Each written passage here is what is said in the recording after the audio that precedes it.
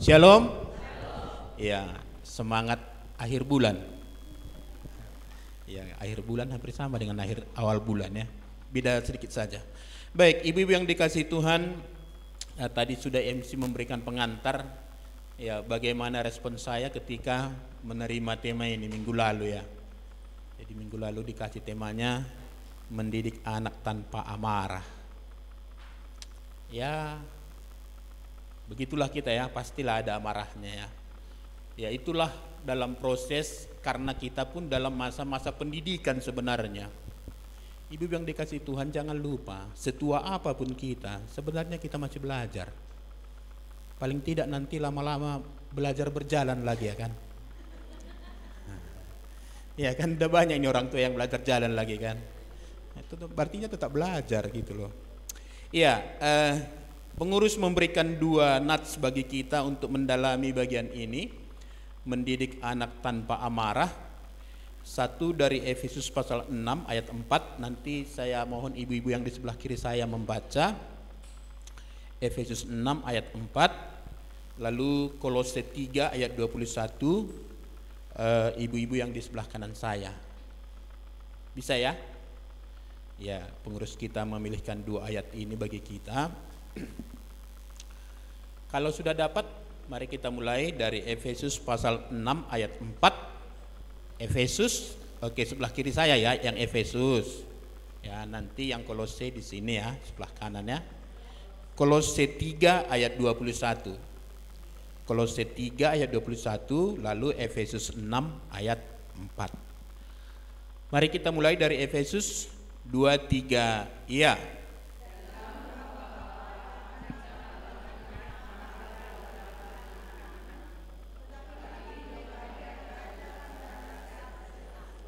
Terima kasih. Dari Kolose 3 ayat 21, 2-3. Iya.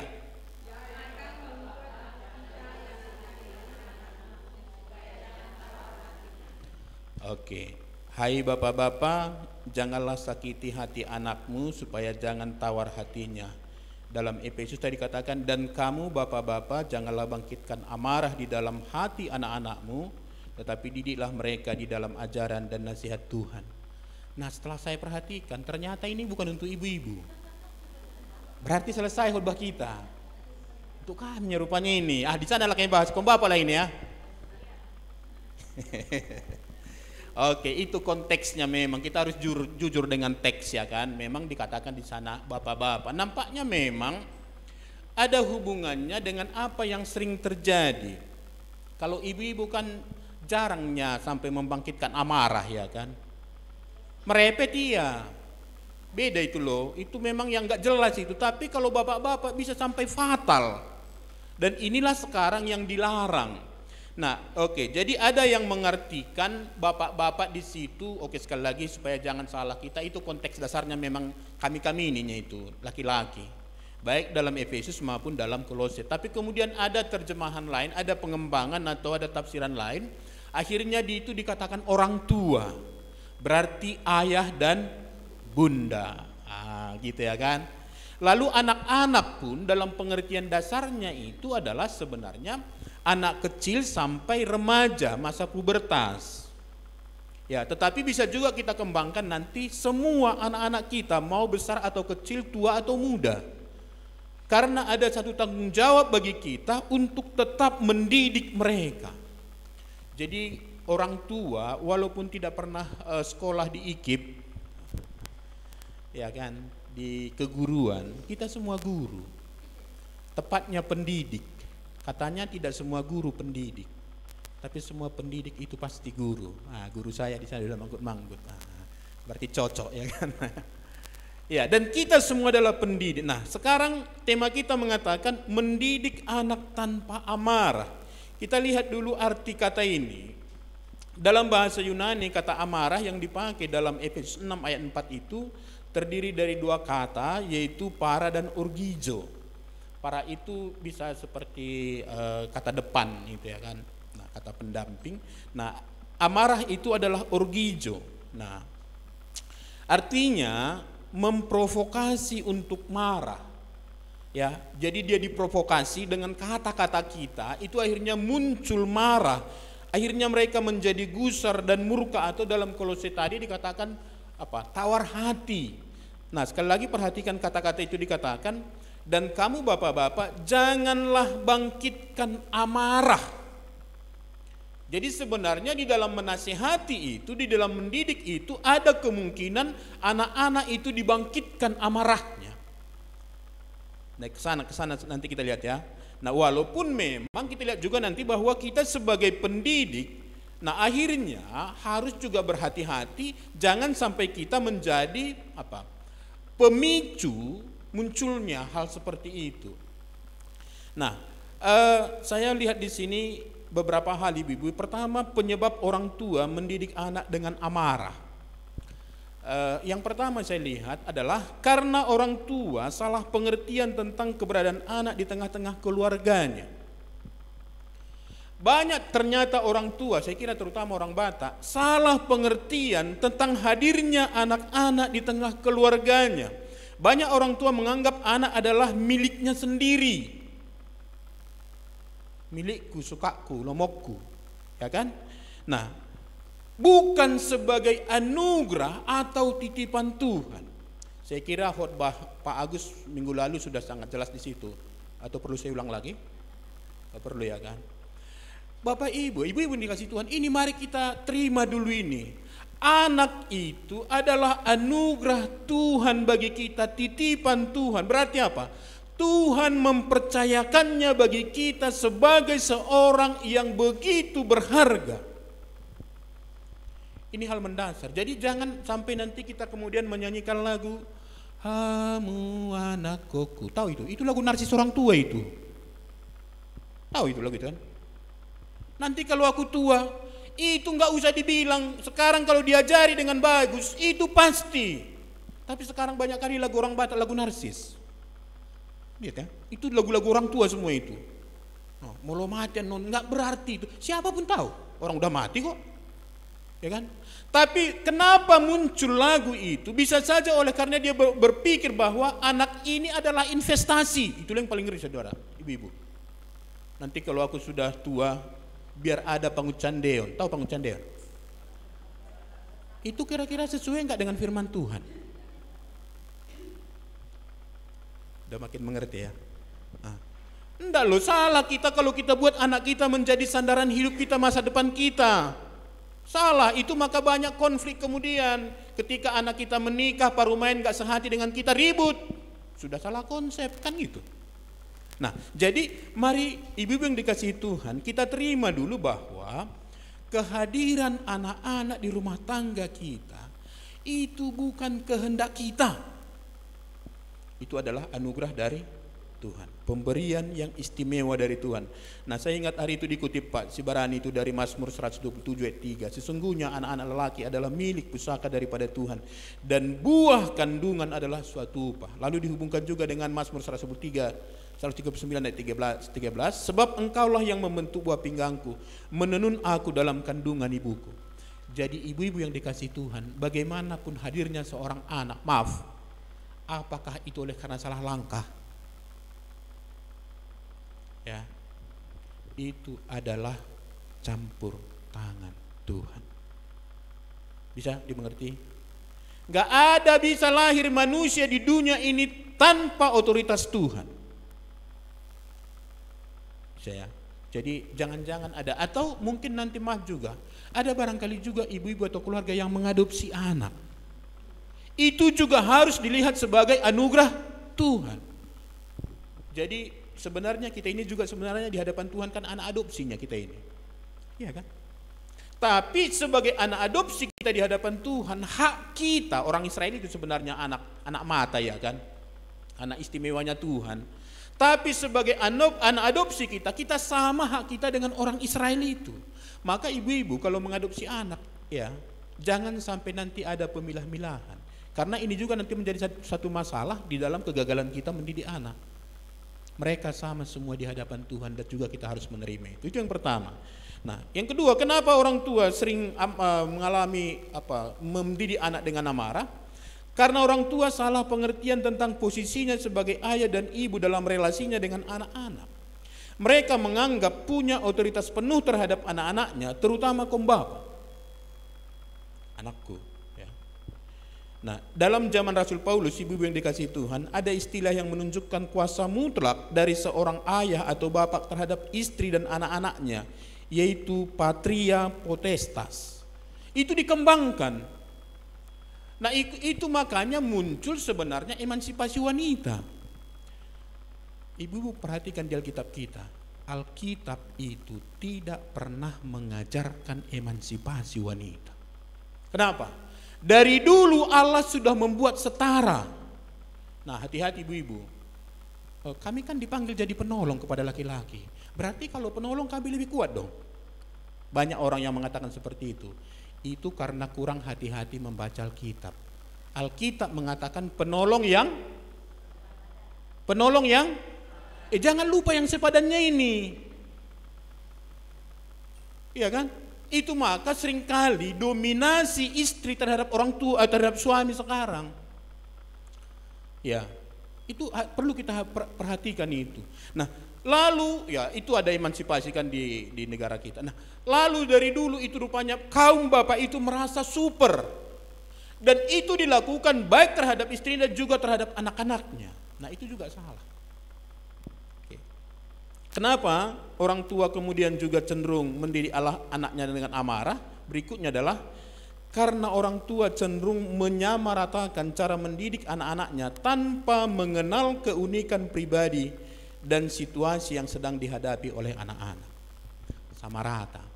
Saya dengar penjelasan dari satu hamba Tuhan mengatakan, anak pertama, anak kedua dan anak ketiga itu, anak pertama, anak tengah dan anak yang usia muda itu beda karakternya. Nah, lalu kita menyamaratakan, kita pikir dulu karena kita sukses mengajar anak laki-laki dengan cara kita metode A, itu juga kita terapkan kepada B, kepada C. Salah. Itu dari segi kelahiran aja karakternya berbeda. Anak pertama itu cenderung dia memiliki wibawa kepemimpinan, ya, dan agak mendominasi. Anak kedua itu dia cenderung bisa berbaur atas bawah gitu ya kan, lebih fleksibel dia. Ya. Anak usia muda itu bisa juga balik manja dia. Bahkan yang paling aneh dia mangalo-alo karena merasa siap dan lebih hebat gitu ya. Jadi hati-hati kita di sini, dan itu yang sering menjadi masalah. Jadi nggak boleh menyamaratakan anak itu. Ya, jadi ibu-ibu sekali lagi, memang ini saya lihat tadi sebenarnya pergumulan saya adalah ini kan Ibu Maria sudah kira-kira mau marhelanya semua ini kan gitu ya kan. Sebenarnya agak terlambat tupi ini kan. Nah, tapi nggak apa-apa lah, mungkin ke cucu nanti bisa juga lah ya kan. Atau ya banyak juga masih anak kita yang udah tua pun masih bandel ya kan. Oke. Lalu apa lagi penyebab orang tua dalam mendidik anak akhirnya dia memunculkan marahnya atau marah? Karena anak-anak tidak langsung berubah atau mengikuti apa yang kita ajarkan. Ada di antara kita di sini ibu-ibu ketika disuruh anaknya, "Nak, ambilkan dulu mama teh ya." Ada yang langsung, "Oh iya mak, langsung lagi buru-buru gitu ya." Ada? Enggak. "Ntar ya mak." Entarnya berapa kali? Bisa sampai 3 kali kan, lalu naiklah sesaknya kan. Ya itu memang. Tapi begini ibu, coba kita flashback dulu sedikit dulu waktu kita dulu anak-anak di usia mereka. Waktu orang tua menyuruh kita mengerjakan sesuatu, memang langsung loncat kita mengerjakannya.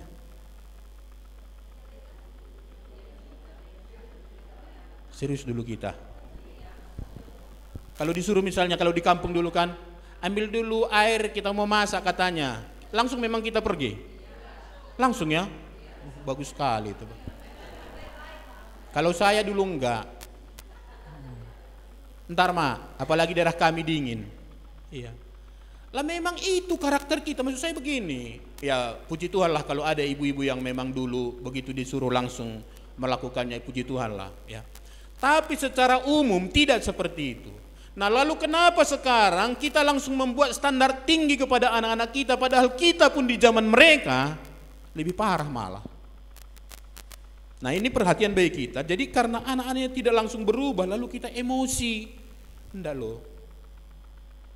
kita kan sekarang karena sudah bisa dikatakan mapan lah di dalam karakter kita kan dalam melakukan sesuatu. Nah lalu kita pikir mereka bisa seperti itu. Perlu ingat bagaimana kita di usia mereka. Saya dulu pernah juga dipukul mama, bahkan diikat pun pernah. Iya, bandel ya kan. Nah, ada sedikit.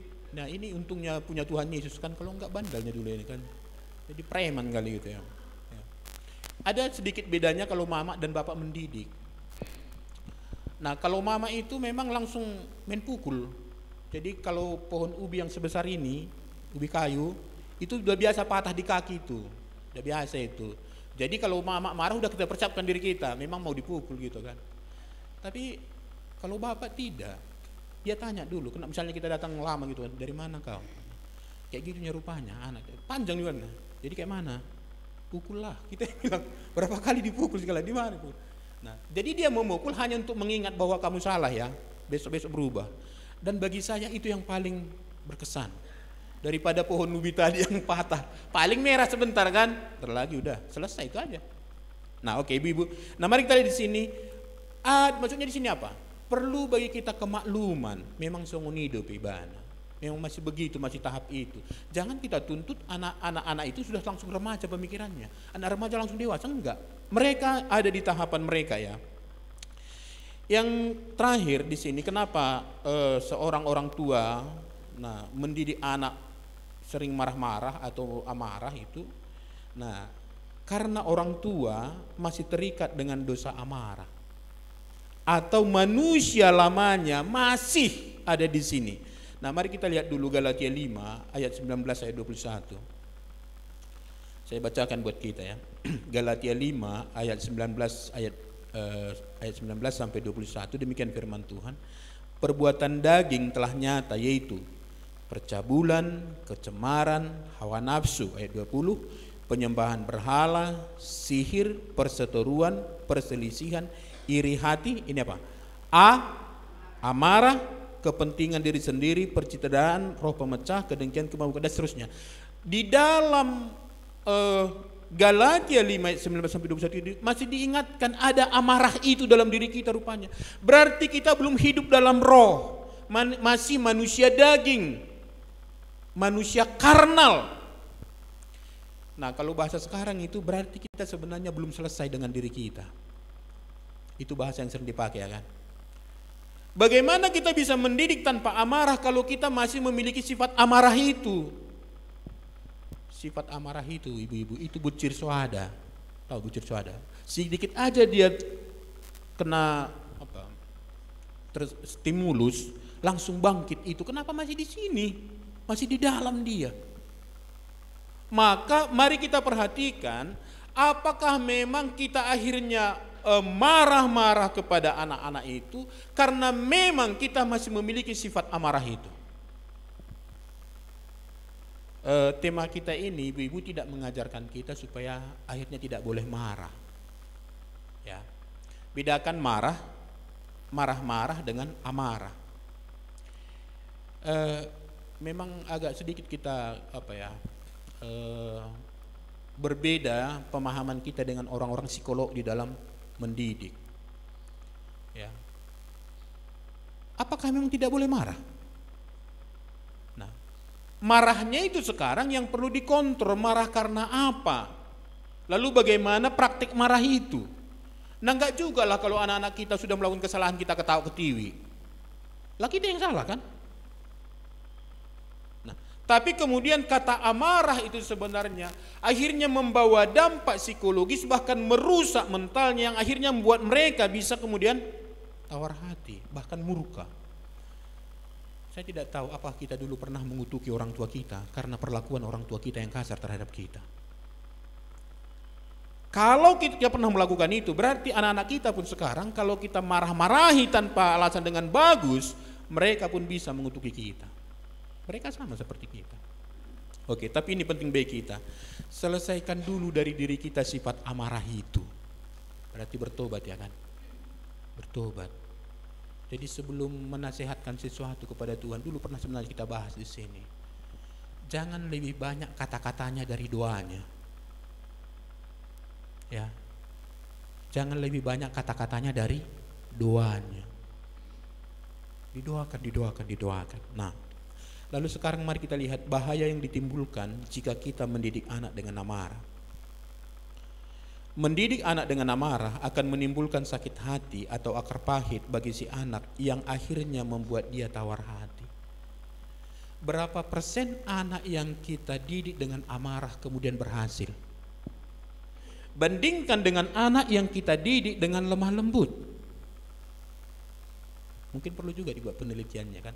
Berapa kali nasihat kita berikan dengan marah-marah, lalu bandingkan dengan kita bincang-bincang, lalu memasukkan ide-ide kita dengan lembut, lalu kemudian mereka sadar, tahu itu salah, lalu kemudian berubah. Nah, maka bahaya di sini adalah jangan sampai anak-anak kita tawar hati, sakit hati, apalagi sampai menimbulkan akar pahit kepada orang tua. Ada seorang anak, bapaknya polisi, lalu kemudian anak ini dididik ya dengan gaya polisi, kalau salah ditendang. Maaf saya pakai istilah ini ya, ditendang. Lalu sampai akhirnya anak ini itu tergores dalam hatinya, tunggu nanti kalau aku besar akan kubalas. Waktu dia menikah, anak ini menikah, dia tidak ada membilang terima kasih sedikit pun kepada bapaknya. Dia hanya bilang, udah banyaklah habis uang kalian ya. Saya sedih mendengar ini sebenarnya. Ya, sedih. Kenapa? Hanya karena emosi mendidik anak. Ditendang, gimana? Saya tidak tahu bagaimana kita dengan anak-anak kita. Jangan-jangan anak-anak kita sekarang menjauh dengan kita, tidak mau berkomunikasi. Karena memang sudah ada amarah dalam diri mereka. Sudah ada akar pahit dalam diri kita. Itu investasi jelek yang kita tempatkan di dalam diri anak-anak. Mendidik anak dengan amarah akan menimbulkan sakit hati atau akar pahit. Itu seperti yang dikatakan dalam Kolose 3 ayat 21 tadi. Janganlah sakiti hati anakmu supaya jangan tawar hatinya. Ibu-ibu yang dikasihi Tuhan ya, mari kita berjuang di sini. Yang kedua, apa bahayanya kalau kita mendidik anak dengan amarah? Mendidik anak dengan amarah tidak akan menghasilkan kebenaran di hadapan Allah. Mendidik anak dengan amarah tidak akan menghasilkan kebenaran di hadapan Allah. Dalam Yakobus 1 ayat 19 sampai 20 dikatakan, hai saudara-saudara yang kukasihi, ingatlah hal ini. Setiap orang hendaklah cepat untuk mendengar, tetapi lambat untuk berkata-kata dan juga lambat untuk marah. Sebab amarah manusia tidak mengerjakan kebenaran di hadapan Allah. Jelasin ya ibu-ibu ya. Kalau di hadapan Allah saja amarah itu tidak mengerjakan kebenaran, apalagi di hadapan anak-anak kita. Berarti kita menghabiskan energi. Itu marah itu banyak energinya loh ibu-ibu. Ya kan? Menghabiskan energi sampai kadang-kadang naik darah kita, padahal nggak ada hasilnya. Rugi kita. Lalu yang ketiga, mendidik anak dengan amarah akan menimbulkan efek psikologis yang buruk terhadap anak. Nah, saya baca tulisan di dalam Vimela.com ya, yang di internet. Nah, mereka mengatakan ada 5 efek negatif jika seorang anak sering dimarahi. Ya. Yang pertama, anak akan menjadi penakut dan tidak percaya diri. Ya, dia akan menjadi penakut dan tidak percaya diri. Lalu yang kedua, anak akan menjadi pemberontak dan keras kepala. Oke, kita jujur-jujur dulu. Kalau kita dievaluasi orang dengan kesalahan kita, apakah memang langsung kita begini, oh iya ya salah memang aku, makasihlah ya Hidayah, udah dinasihati. Biasanya kita membangun resistensi duluan. Kita bangun pertahanan kita bentengi diri kita, lalu kemudian mengadakan perlawanan. Itu biasanya. Setiap itu manusiawi sekali itu. Kalau kita dievaluasi orang, apalagi dipersalahkan, itu duluan kita lakukan. Buat resistensi, pertahanan di sini, lalu kita serang dia sebenarnya. Kau rupanya masalahnya kita keluarkan kata-kata itu atau tidak, tapi dalam hati kita macam dah hebat kali kau. Nah, ini akan terjadi dalam diri anak-anak kalau kemudian kita sering memarahi mereka, lalu kita sebenarnya memproduksi pemberontak di dalam keluarga kita. Saya harap ini tidak kita ulangi lagi. Ya. Masih punya anak kecil, ya berdoalah banyak-banyak supaya kemudian anak-anak kita jangan gara-gara kita mereka menjadi pemberontak dan keras kepala. Lalu yang ketiga katanya anak akan menjadi pribadi yang tertutup, introvert, tidak mau bergaul dengan orang. Siapa yang membuat itu? Orang tua, salah didik, salah asuhan. Yang keempat, anak akan tumbuh menjadi anak yang pemarah. Nanti kita lihat lagi sambungannya. Lalu kemudian yang kelima terakhir dikatakan anak akan menjadi pasif dan kurang inisiatif. Jadi artinya apa? Cara kita menasihati mereka dengan gaya marah-marah tadi itu semua menimbulkan efek negatif. Anak yang sering dimarahi akan memperlambat perkembangan otaknya. Ada juga yang mengatakan itu. Jadi ini nggak berkembang, kreasinya nggak berkembang. Nanti ujungnya siapa yang rugi? Nah, kita juga orang tua. Lalu mendidik anak dengan amarah yang keempat akan memberikan teladan yang tidak baik kepada anak-anak kita. Oke, mereka cenderung akan melakukan hal yang sama ketika mereka mendidik anak mereka. Bapak tua saya dulu itu dididik oleh orang Jepang, lalu asal salah itu dipukul, pakai rotan itu. Jadi ada rotan segini di rumahnya disimpan.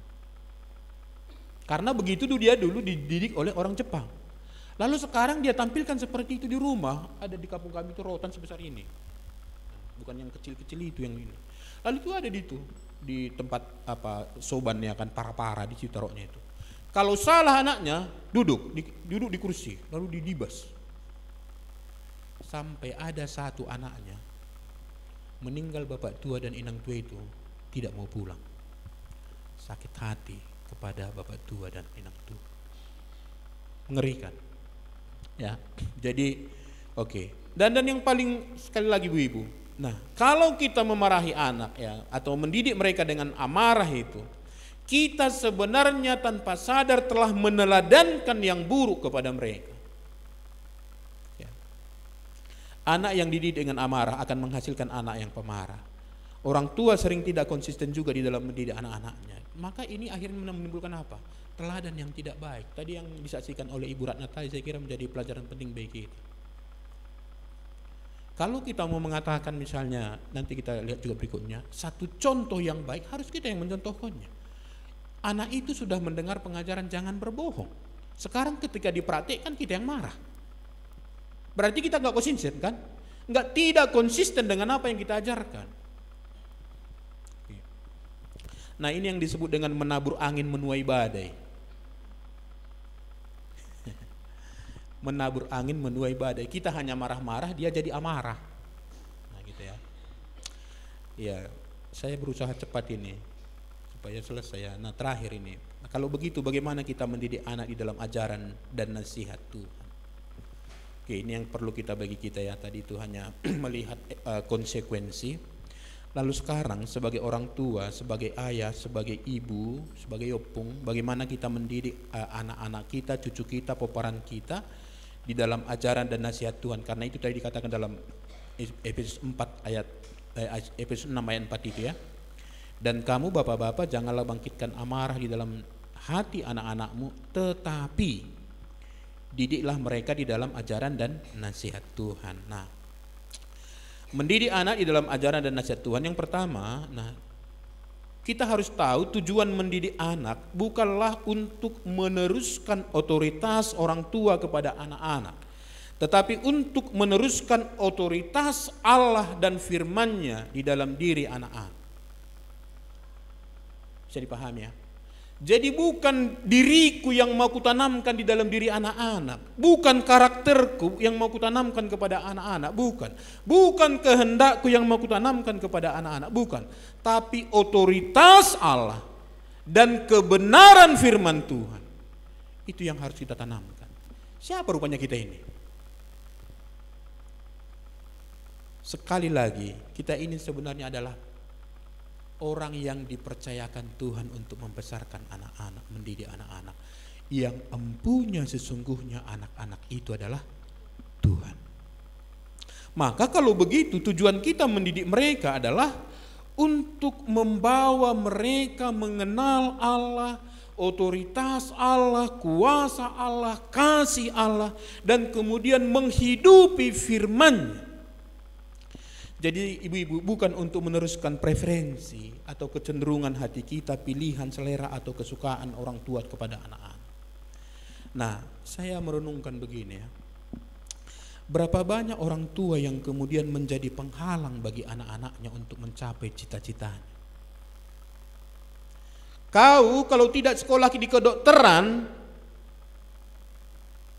tidak akan bapak biayai. Lah dia suka menggambar.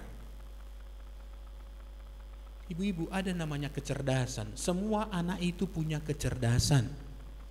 Masalah kita sudah salah menentukan kecerdasan seseorang. Kita menganggap seseorang baru cerdas ketika dia pintar matematika, pintar kimia.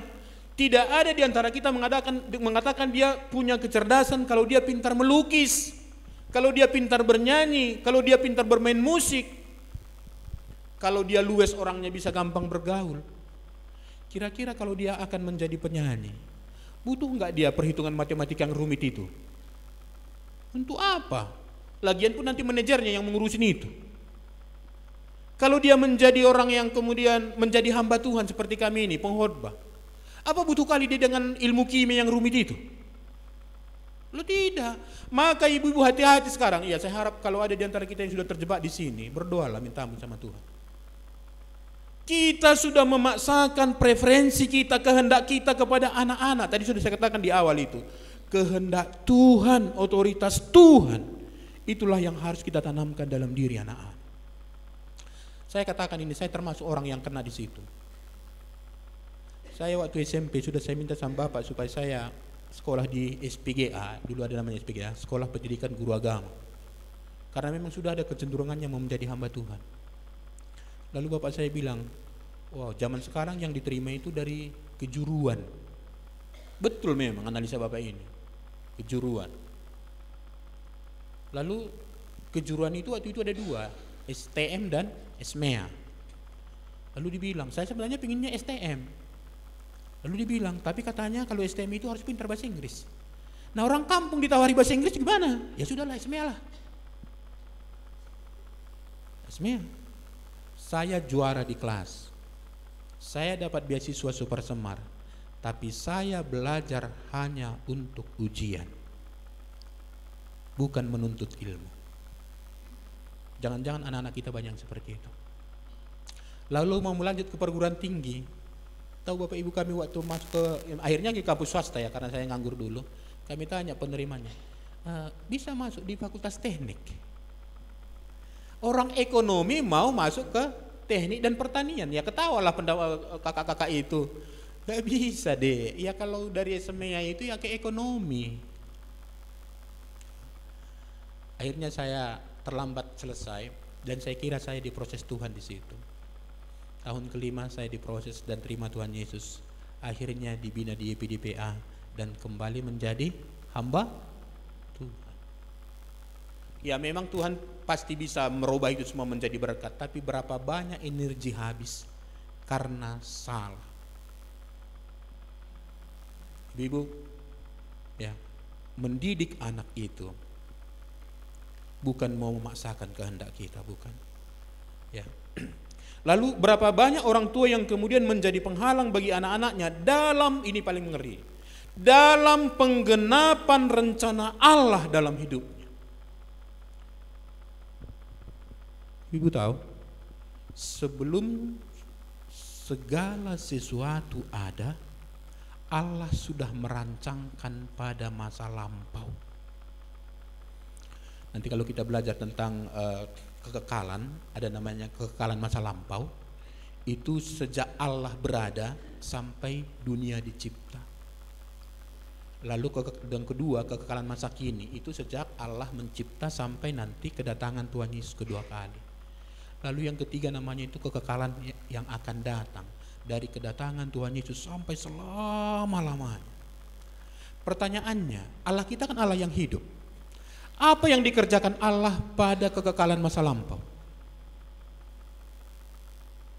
Salah satunya adalah membuat master plan dunia ini. Itu maka Paulus mengatakan rancangan keselamatan itu sudah ada sebelum manusia ada, sebelum manusia jatuh ke dalam dosa. Berarti kita ini pun, ibu-ibu, anak-anak kita itu sudah ada dalam rancangan Allah sebelum dia ada di dunia ini. Berarti kalau Allah membuat perencanaan sebelum segala sesuatu ada, berarti ini adalah rencana yang luar biasa. Bisa mengerti maksud saya, ibu?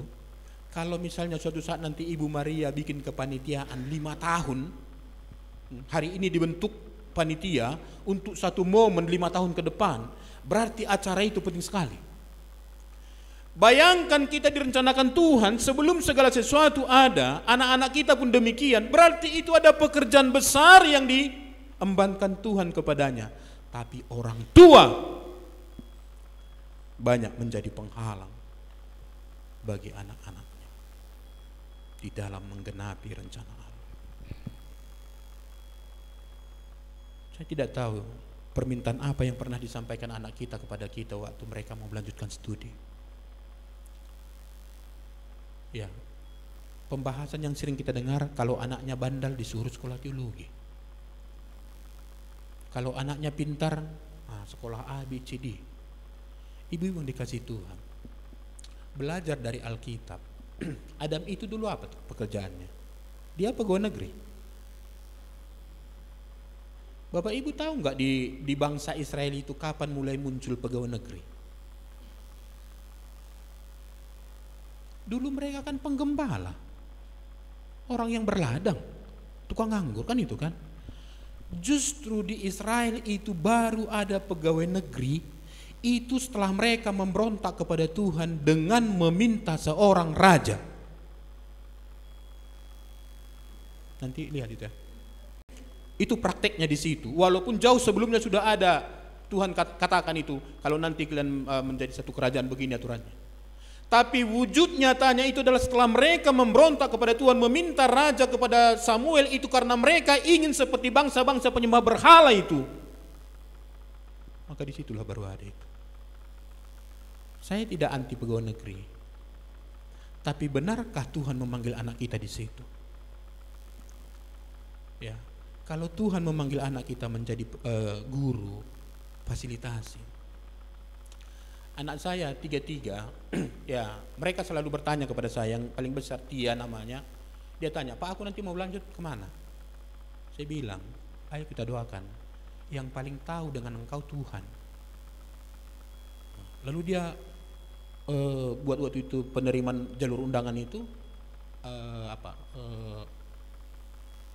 yang ada bisnisnya itu apa itu, administrasi bisnis. Saya pun baru tahu ada jurusan itu setelah dia melamar ke situ. Ya kita doakan masuk. Yang kedua juga begitu, Pak aku mau kemana? Doakanlah, kemana menurut Tuhan. Diambil musik di Unimed dan dia bisa menikmati. Kenapa? Saya merasakan dulu tersiksa sekolah ibu-ibu. Tanggung jawab kepada orang tua sudah dibiayai, tapi hanya untuk ujian. Lalu sekarang anak saya yang paling kecil, aku Pak mau kemana? Itu Pak kalau mau kemana? Kau rupanya ingin mau apa? Ini Pak ada jurusan baru ini aktuaria katanya. Aku baru tahu ada aktuaria. Di mana ada itu di sini? Ya udah lamarlah kita doakan. Enggak tahu nanti lulus atau tidak. Artinya apa? Saya tidak pernah memaksakan kepada mereka kamu harus begini. Kalau ditanya ada enggak keinginan hatiku? Ada. Ada. Tapi tidak pernah saya bilang itu supaya mereka jangan terhalang nanti. Dan karena saya tahu Tuhan yang paling berperkara dengan mereka.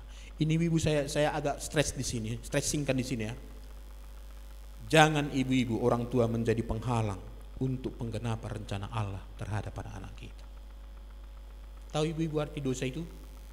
Salah satu pengertian dosa itu adalah meleset dari target.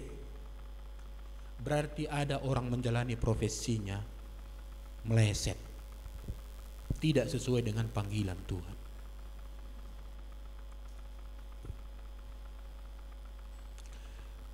Mendidik anak juga bukan untuk meneruskan filosofi dan praktik budaya orang tua kepada anak-anaknya tanpa peninjauan dari perspektif firman Tuhan. Masih ingat film apa itu, film Batak itu? Ngeri-ngeri sedap. Jadi nggak ikut nantulang amang boru katanya kan. Lah amang boru ya pasangannya amang namburu ya kan. Masih ingat itu kan? Itu si bapak itu karena preferensi budayanya tidak mengizinkan anaknya Syakangan itu awalnya untuk kawin dengan yang bukan orang Batak. Masih ada pemikiran seperti itu sekarang.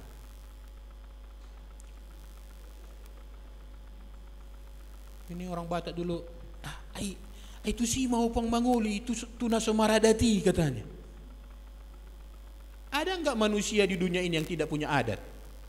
Ada. Masalahnya adat mereka tidak sama dengan adat kita.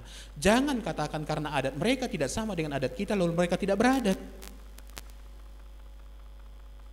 Ikan banyak sekarang juga terjebak seperti itu dalam masalah pernikahan misalnya kan. Bikon pariban mido katanya. Ikon.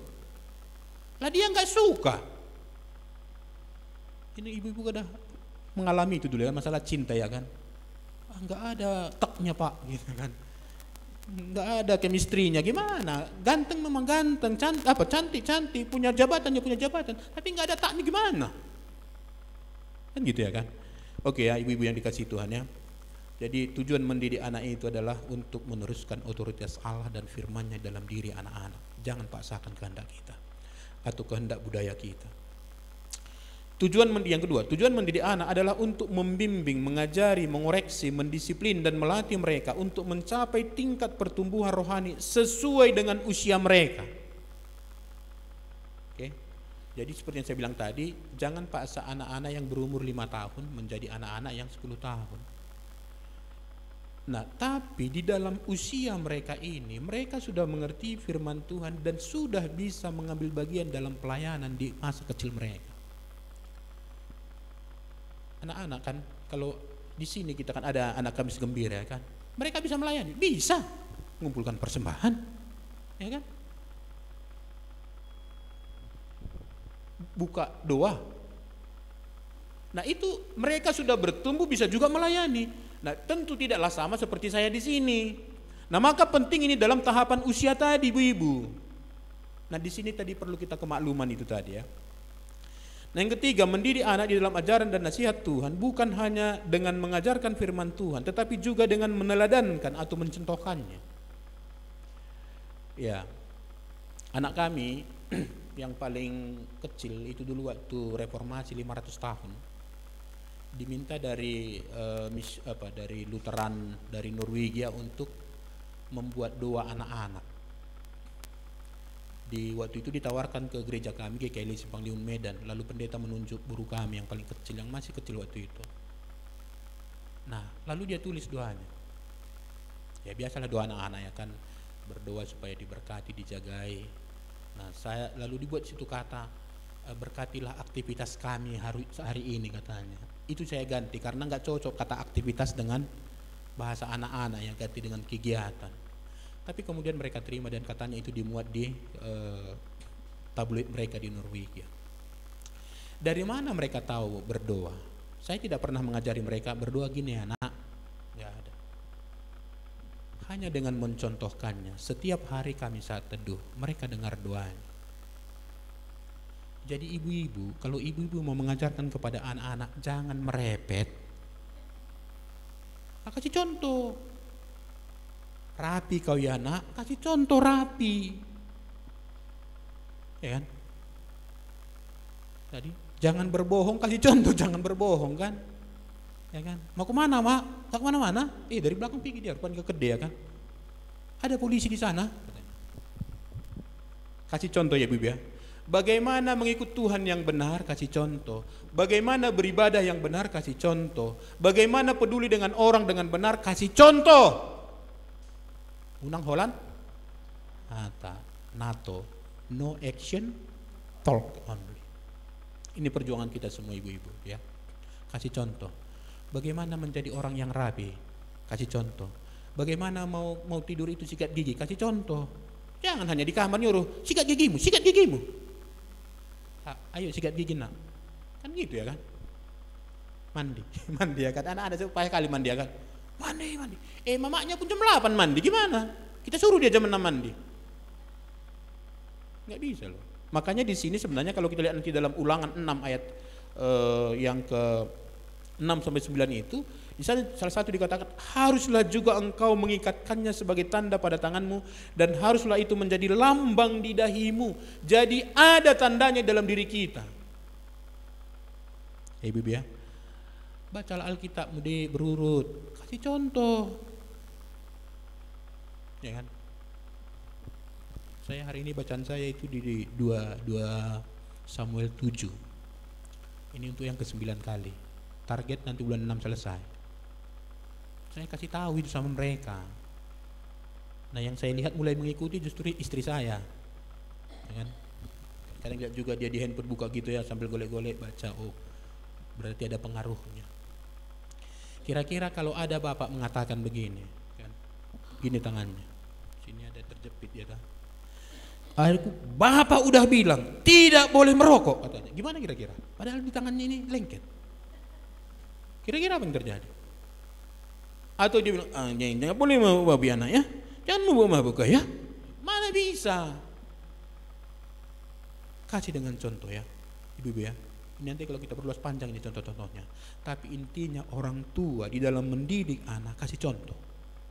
Sebenarnya itu yang dilakukan Tuhan Yesus. Dia kasih contoh dalam segala hal kepada murid-murid, kepada kita. Lalu berikutnya, nah dalam mendidik anak itu mencontoh atau meneladani Tuhan, meneladan. Ya. Ini saya baca pengertian meneladani, rupanya berbeda seperti yang kita pahami seperti ini. Meneladani itu rupanya kita yang memberikan teladan, bukan mengikuti contoh. Ya. Itu bahasa Kamus Besar Bahasa Indonesia ya. Nah, tapi memberikan contoh atau mencontoh Tuhan Yesus ketika mencontoh Tuhan ketika ia mendidik anak-anaknya atau mendidik umatnya. Sebenarnya saya coba pelajari ya, bagaimana Tuhan mendidik umatnya. Itu dimulai dengan memberitahukan apa yang diinginkan Tuhan. Itulah hukum Taurat. Ya. Diberikan itu, diajarkan oleh Tuhan melalui hambanya Musa. Jadi umat itu mengerti. Setelah diajarkan, ya, diingatkan kembali. Itu maka ada kitab Ulangan. Jadi ibu-ibu jangan diajarkan sekali langsung minta hasilnya. Ya, kalau tercapai puji Tuhan. Tapi kalau tidak, ingatkan kembali, ulangi lagi pengajarannya. Bisa saja dia lupa atau dulu dia nggak mengerti apa yang kita ajarkan itu. Lalu kemudian dinasihati dan ditegur ketika umat melakukan kesalahan. Nanti kalau kita baca kitab Yesaya, Yeremia, Yehezkiel, kita ketemukan di sana bagaimana Tuhan dengan lembut mengajar mereka, mengingatkan mereka. Lalu kemudian ada sanksinya. Nanti kalau kau tidak berubah dibuang ya. Itu lama itu kata-kata itu. Jadi ada agak diancam gitu kan. Lalu kemudian akhirnya didisiplin atau dihajar, bahkan sampai mereka dibuang. Ya. Di dalam Ibrani 12 ayat 5 sampai 6 dikatakan, dan sudah lupakah kamu akan nasihat yang berbicara kepada kamu seperti kepada anak-anak? Hai anakku, janganlah anggap enteng didikan Tuhan, dan janganlah putus asa apabila engkau diperingatkannya. Karena Tuhan menghajar orang yang dikasihinya, dan ia menyesah orang yang diakuinya sebagai anak. Tapi ibu-ibu, semua ini Tuhan lakukan karena dia mengasihi umatnya. Jadi kalau kita mengajarkan kepada anak, mengulanginya, mendisiplin mereka, bahkan mungkin memukul mereka, itu semua karena kita mengasihi mereka, bukan sedang memuaskan emosi kita. Itu Amsal keras mengatakan itu, anak-anak itu harus dirotan katanya kan, pukul pakai tongkat, ya kan, mendidik itu.